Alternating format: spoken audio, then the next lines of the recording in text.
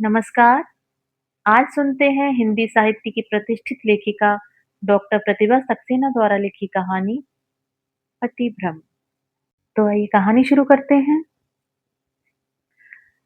Home करते हाथ जले चाहे ना जले, आंखों में धुएं की चिरमिराहट और तन बदन में लपटों की झार लगती ही है। मेरे साथ भी कुछ ऐसा ही हुआ। मेरी बहुत पक्की सहेली थी रितिका। प्राइमरी से बीए तक साथ पढ़े। खूब पटती थी हम दोनों में। दांत काटी रोटी थी। एक का कोई राज दूसरी से छिपा नहीं था। हर जगह साथ रहते थे। लगता था एक के बिना दूसरी अधूरी है। साथ साथ रोए, हंसे, शरारतें की। सहपाठियों से लड़ाई झगड़े और मेल मिलाप भी एक साथ किए।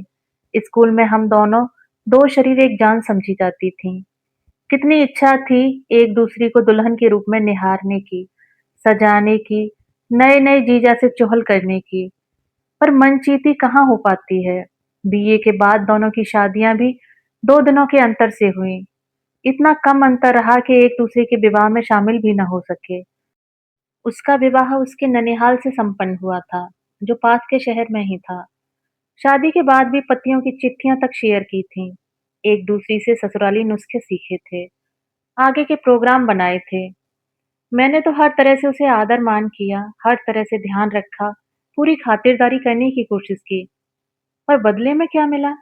तीखी बातें और बेरुखी।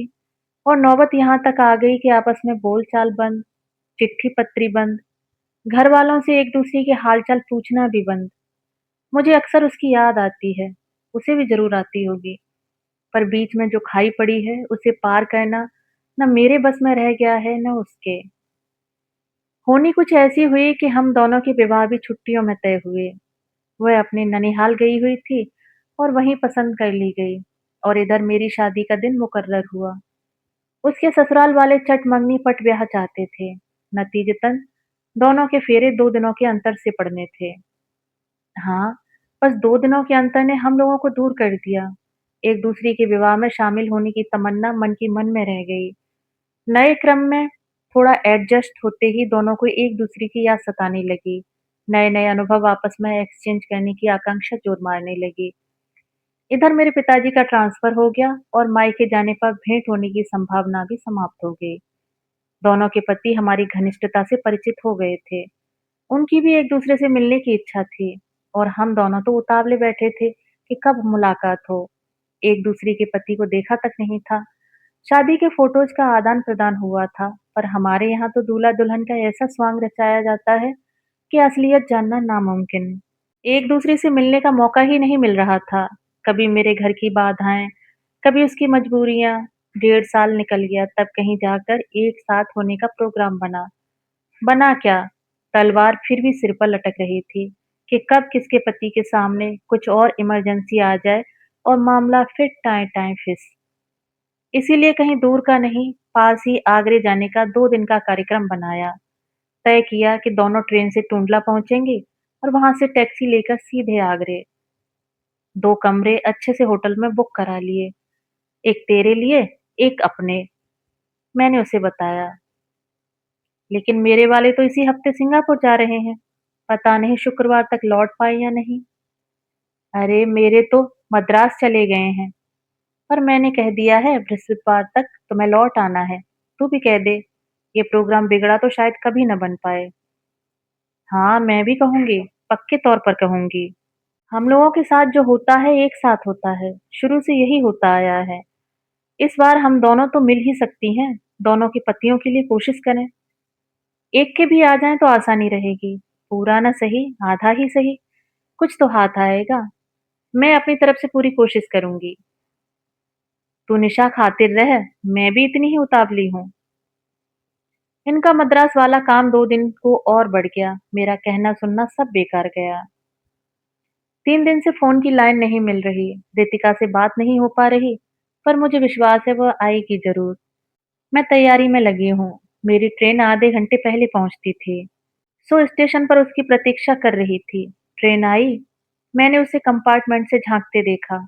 उसने प्लेटफार्म पर डिब्बे की तरफ बढ़ते देख लिया था। नीचे उतरते उसने हाथ की अटैची और बैक साइड में पटका और मुझसे लिपट गई। इतने में आवाज आई। प्रेम मिलन फिर कर लीजिएगा, पहले अपना सामान सँभालिए। एक सूटेड-बूटेड आदमी उसकी अटैची किनारे मेरे सामान के पास रख रहा था। आप नहीं देखते तो, मेरी तो अटैची गई थी। धन्यवाद। वाह! क्या बढ़िया मैनर्स हैं आपस में भी। पति को धन्यवाद दे रही है। पता नहीं सेंस ऑफ ह्यूमर है इनका या औपचारिकता। खैर होगा, मुझे क्या। मैंने ध्यान से देखा, तो यह है इसका पति। वह भी उसको ध्यान से देख रही थी। ये क्या हमेशा इसे ऐसे ही देखती है? मैंने सोचा। तो अब टैक्सी ले ली जाए या यहीं खड़े रहेंगे हम लोग? उसके पति से पूछा मैंने। उत्तर रितिका ने दिया। यहाँ रुकने से क्या फायदा? आगरा है ही कितनी दूर। फ्रेश होकर इत्मीनान से नाश्ता करेंगे। हम लोग बाहर निकल रहे हैं। आप आगे जाकर टैक्सी का इंतजाम कर लीजिए। उसने आश्चर्य से देखा। बोला, मैं? मैंने कहा, और नहीं तो क्या, हम लोग जाएंगी। आप यहाँ हैं तो आप ही को करना है। वो अपना बैग लिए लिए चला गया। रितिका बैग में सामान रखवा देती, बेकार उठाए उठाए घूमेंगे। तूने क्यों नहीं कह दिया? मेरा ध्यान ही नहीं गया। वो नहीं आ पाए, जरूर कुछ मजबूरी होगी। चलो, एक का तो है, हैंडसम है तेरे पति। तेरे भी। वैसे फोटो से कुछ समझ में नहीं आया। उसके हिसाब से तो सामने होते भी पहचान नहीं पाती। हाँ, मैं भी। कुली से सामान उठवाकर हम दोनों बाहर निकली। ब्याह के बाद पहली बार एक दूसरे को देखते जी नहीं भर रहा था। हम दोनों पीछे की सीट पर बैठ गए। आप आगे ड्राइवर के पास। माइंड तो नहीं करेंगे? हमें बहुत बातें करनी है। क्या करें? आपका जोड़ीदार आ नहीं पाया। पर मैं आगरा नहीं जाऊंगा। यहाँ का काम करके मुझे वापस जाना है। अरे वाह! हम दोनों ने एक साथ कहा। क्या तमाशा है? रितिका ने कहा। आप भी वैसे ही निकले। काम फिर होता रहेगा। कल शनिवार है, परसों इतवार। परसों सोमवार को भी छुट्टी पड़ रही है। तब निपटा लीजिएगा अपना काम। अभी तो हम लोगों के साथ रहना है। कहने में मैं पीछे क्यों रहती? और क्या अकेली छोड़ देंगे यहाँ? वह पशु-पेश में पड़ गया। रितिका ने उसका बैग उठाकर अपनी तरफ रखा और बोली, चलिए बैठिए। इतनी मुश्किल से साथ रहने का मौका मिला और आप भाग रहे हैं। कितने दिनों में मिली हैं हम दोनों। आप साथ रहेंगे तो हम निश्चिंत होकर साथ रह पाएंगे। सिर्फ 2 ही दिन तो मिले हैं। कर लें मन की। कहाँ तो 2 शरीर एक प्राण थी। देखिए, मुझे चलने दीजिए। यूँ आप दोनों के बीच रहना ठीक भी नहीं। अच्छी तरह एक दूसरे को जानते भी नहीं। जानने में क्या देर लगती है? बस जान लिया आपस में हमने। हम भागने नहीं देंगे। बड़ी मुश्किल से तो मौका हाथ लगा है। अब बैठिए भी। आगरा घूमे बिना हम आपको छोड़ने वाले नहीं। ऐसा था तो फिर आप वहीं से साथ ना आते। और क्या। 2 कमरे बुक कराए थे। एक में मैंने अपना सामान रख लिया। सबने चाय वाय पी। उन लोगों का बैग अटैची भी इसी कमरे में आ गए थे। आपका सामान साथ वाले कमरे में हो जाएगा। वो अपना बैग उठाकर चल दिया। तू भी ले जाना अपना सामान। मैंने रितिका से कहा। देख, बेतुके मजाक छोड़। मैं इसी कमरे में रुकूंगी। तू चाहे तो जा। अरे चिढ़ती क्यों है? चल हम दोनों साथ साथ रहेंगे। रात में खूब बातें होंगी। पति के साथ तो हमेशा ही रहते हैं। और क्या। उसने हामी भरी। आज का दिन ताजमहल देखने में बिताया जाए। हम दोनों ने तय किया, टैक्सी कर लेते हैं। खाना रास्ते में कहीं अच्छा सा होटल देखकर खा लेंगे। उसका पति बड़ा अस्वाभाविक सा लगा। कुछ बेवकूफ सा भी। कभी मेरी शक्ल देखता, कभी उसकी, और झिझक झिझक कर व्यवहार करता।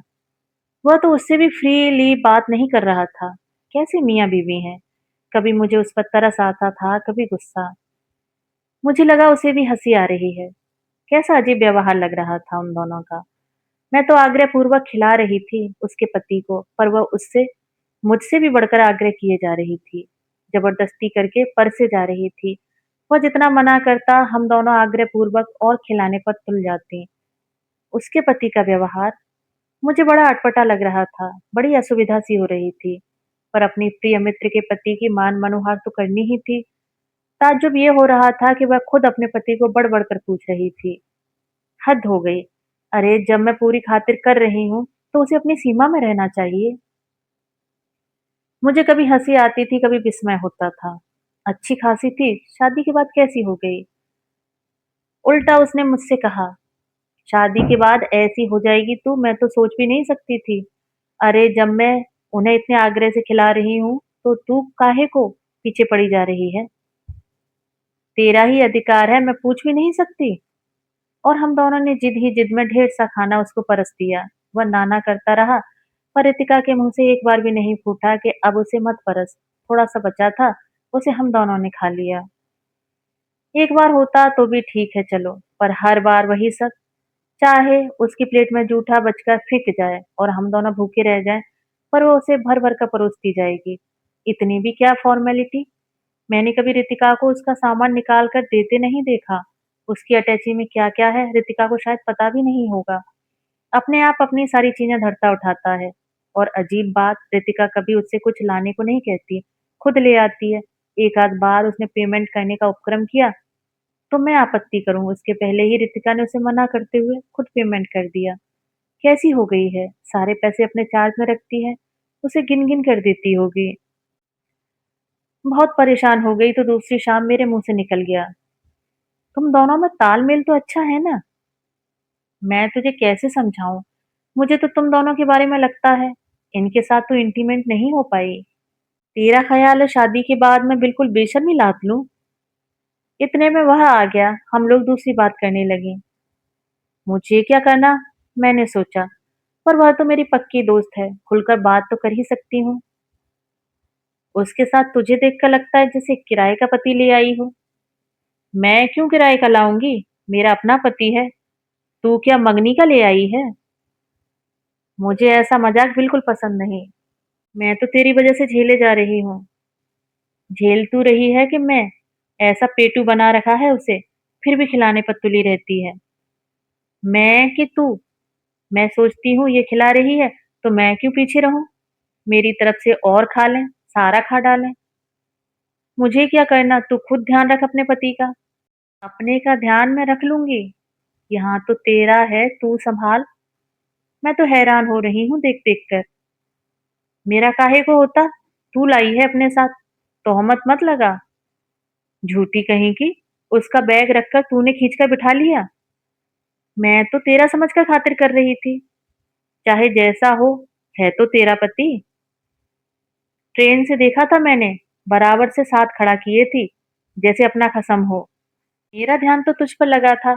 बराबर में कौन खड़ा है मुझे क्या पता, तू ही तो खींचकर जबरदस्ती पकड़ लाई। चल हट, ऐसा लीचड़ पेटू मेरा पति क्यों होने लगा? तू ही उसे ठूंस ठूंस कर खिला रही थी। मुझे तो देख देख कर कोफ्त हो रही थी कि इसमें तो शादी के बाद शर्म हया कुछ बची ही नहीं। मैं तो तेरा पति समझकर हर तरह से खातिर कर रही थी। चाहे जैसा हो, है तो तेरा पति, यही सोचा मैंने। बस बस, जुबान संभाल कर बोल। तू जुबान संभाल अपनी। ऐसे आदमी को मेरा पति कैसे समझा तूने? बस खबरदार, तेरा सामान वह सहेज रहा था जैसे तेरा अपना पति हो, और इल्जाम मुझ पर। ट्रेन से देखा था मैंने, बराबर से साथ खड़ा किए थी, जैसे तेरा कसम हो। हम दोनों में तू मैं होने लगी। एक दूसरी को कहनी अनकहनी सब कह डाली। अभी यह प्रकरण चल ही रहा था कि वह आदमी आता दिखाई दिया। हाथ में एक पैकेट पकड़े था। ऊपर झलकती चिकनाई से लग रहा था समोसे कचौड़ी कुछ लेकर आया है। मैंने झपट कर पूछा, आप कौन हैं? मैं मैं तो। हम दोनों तुली खड़ी थी, वो कुछ घबरा गया। उसकी बात पूरी होने से पहले ही रितिका डपट पड़ी। आप हमारे साथ क्यों चले आए? अपने रास्ते नहीं जा सकते थे? वह सकपका गया। मैं कोई अपने मन से तो आया नहीं, आप दोनों ने इतना आग्रह किया। पर आप बता तो सकते थे। क्या बताता? आपने कुछ पूछा भी? मैं समझा आप दोनों अकेली हैं इस शहर में। बस बस, बहुत हो गया। उठाइए सामान और अपना रास्ता पकड़िए। ये समोसे लाया था आप लोगों के लिए। नहीं चाहिए हमें आपके समोसे। न जान न पहचान। वह चकराया सा खड़ा था। आप लोगों को मैं बिल्कुल समझ नहीं पाया। समझने की जरूरत भी नहीं, रास्ता पकड़िए अपना। अजीब महिलाएं हैं। बुदबुदाते हुए उसने अपना बैग उठाया, एक विचित्र दृष्टि हम दोनों पर डाली और चल दिया। एक दूसरे को कुपित दृष्टि से देखते हुए हम लोगों ने भी अपना-अपना रास्ता पकड़ा। मैंने यह बात किसी को नहीं बताई। उसने भी नहीं बताई होगी, मुझे पूरा विश्वास है। कोई बताए भी तो किस मुँह से? पर इसमें मेरी क्या गलती, जो वह मुझसे कुपित है? 2 साल बीत गए हैं। अब उसके पति का पत्र मेरे पति के पास आया है। दोनों विस्मित हैं कि हम लोगों को हो क्या गया है, जो चिट्ठी न पत्री, एक दूसरे की चर्चा भी नहीं। वे लोग इसी शहर में एक विवाह में आ रहे हैं। हम चारों मिलेंगे ज़रूर। देखो